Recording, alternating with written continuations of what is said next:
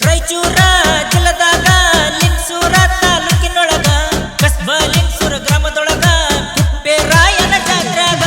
ರಾಯಚೂರ ಜಿಲ್ಲದಾಗ ಲಿಂಗಸೂರ ತಾಲೂಕಿನೊಳಗ ಕಸ್ಬ ಲಿಂಗಸೂರ ಗ್ರಾಮದೊಳಗ ಕುಪ್ಪೇರಾಯನ ಜಾತ್ರ್ಯಾಗ ಕೂಡಿದೇರ ಎಳಿವಾಗ ಹುತ್ತುತಿ ಬಾರನ ಹೊಗದಾಗ ಸಂಭ್ರಮದಲ್ಲಿ ನಾವಾಗ